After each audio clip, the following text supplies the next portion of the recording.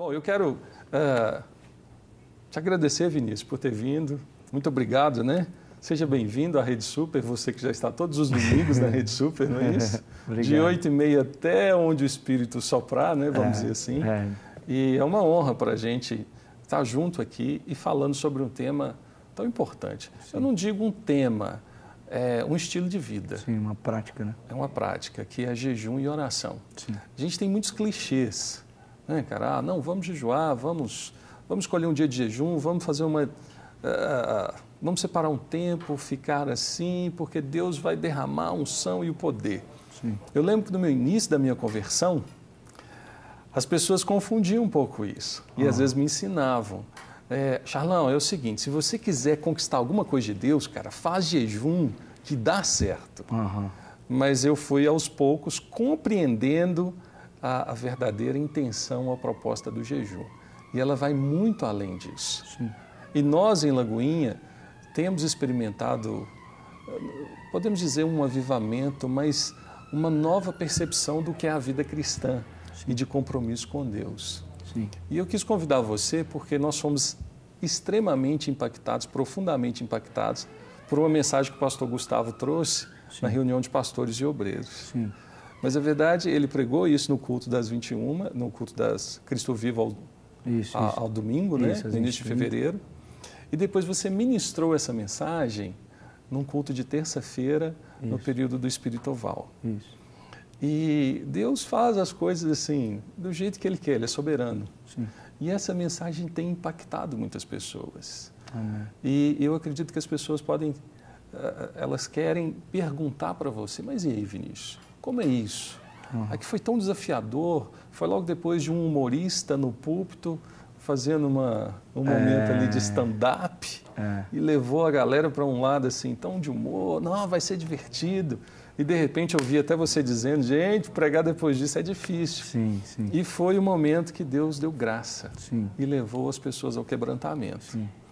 Como é que foi isso para você, Vinícius? Esse impacto da sua vida ser transformada através de uma mensagem?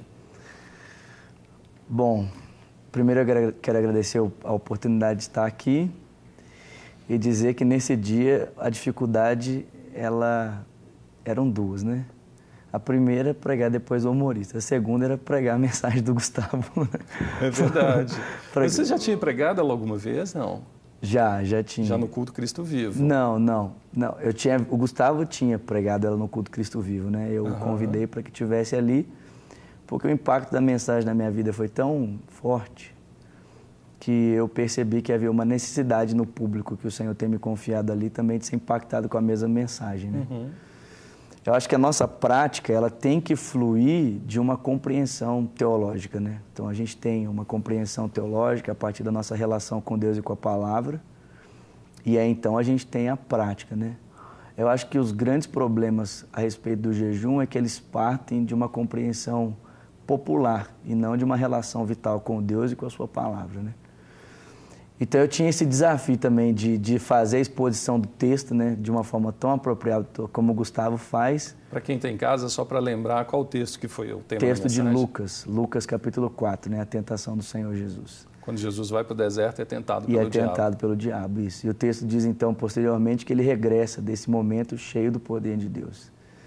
E, assim, foi um momento muito engraçado, né? Porque estar ali no culto do André, depois de um stand-up, pregando a mensagem do Gustavo, encerramento de Espírito Oval. Não tinha nada de Vinícius, né? Exatamente. Então foi uma coisa assim muito complexa, assim, mas ao mesmo tempo a gente percebe como que a graça de Deus se manifestou naquele dia, né?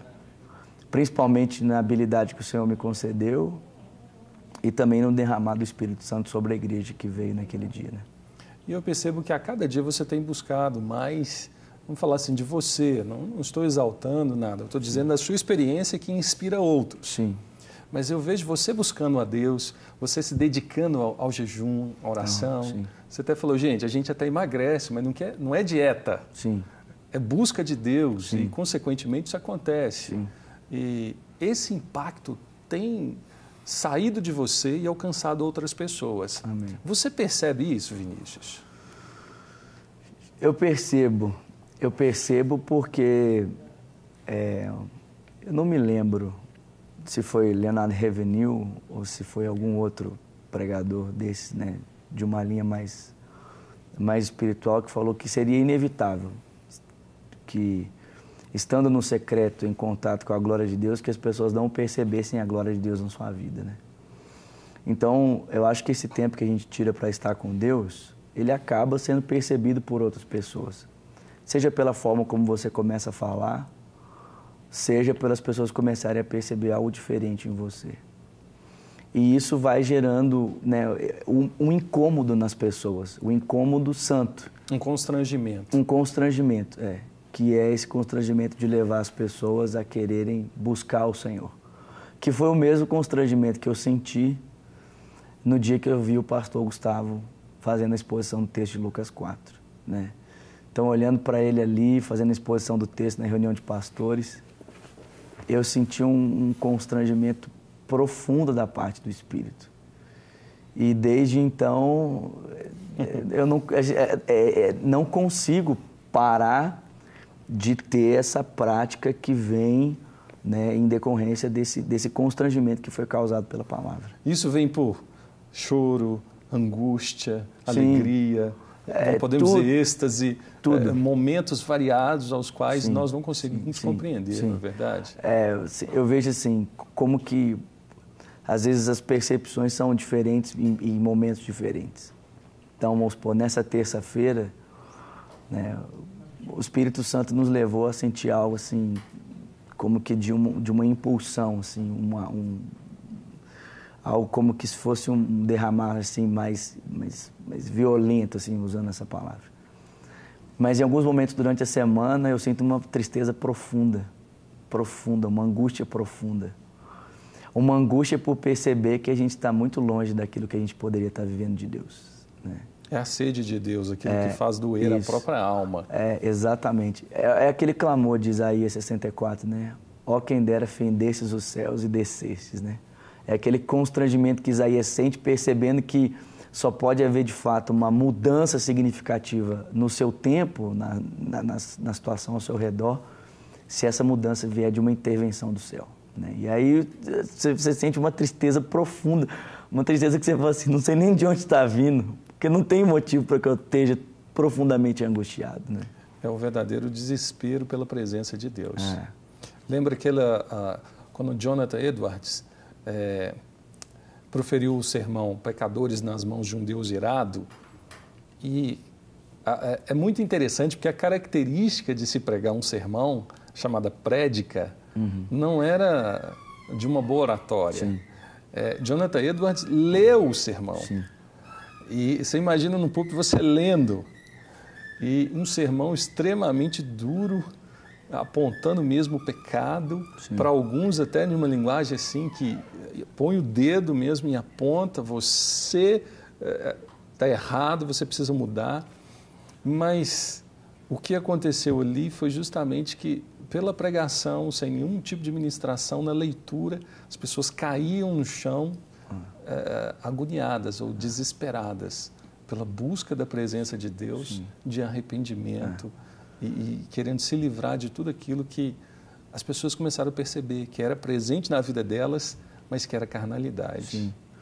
O Edwards, depois publicando o David Brainerd, né, o diário de David Brainerd, o diário dele conta um relato em que, certa feita, os índios cercaram Brainerd, né, para o agredir nas madrugadas enquanto ele orava, mas ao ouvirem, né, a comoção com a qual o Espírito estava o movendo na oração, eles se sentiram tão constrangidos que eles recuaram e na manhã seguinte eles estavam todos sentados esperando que Brainerd pregasse para eles, né? Tamanha era a comoção do Espírito na vida desse homem, né? Então, é constrangedor. Eu falo assim, eu fico pensando nessas histórias, né? Whitefield, Edwards, Brainerd, até mesmo, né, John Wesley.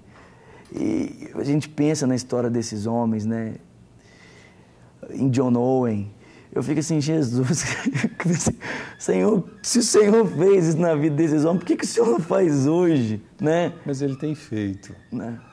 Às vezes vem peso sobre a gente, não é verdade? Sobre as igrejas, sobre os pastores, mas eram homens. Eu lembro quando eu comecei a ler o livro do O Pastor Aprovado, do Richard Baxter. Ele não pôde comparecer a um evento e ele enviou uma carta, um manifesto. Só que praticamente a carta dele foi o tema do seminário. Escreveu um livro em 1614. E ele descrevendo o que seria o critério do pastor aprovado. Cada página é como se fosse uma tese. Não é um livro que você lê uma página, você não consegue passar para a página seguinte. Sim. De tão profundo, onde ele fala que o verdadeiro pastor, ele precisa examinar o seu próprio coração à luz da motivação o qual ele se dedicou ao serviço de Cristo. E ali ele vai conhecer a principal necessidade de Cristo através da vida dele, que é de renunciar a si mesmo e de dar a sua vida em favor de outros. Eu lembro, prestes à consagração, para ser pastor, ser consagrado ao ministério da palavra, né, ao ministério pastoral, eu comecei a ler muito, e por estudar numa faculdade que tinha um pouco uma linha teológica liberal, eu precisei estudar teologia reformada para me argumentar.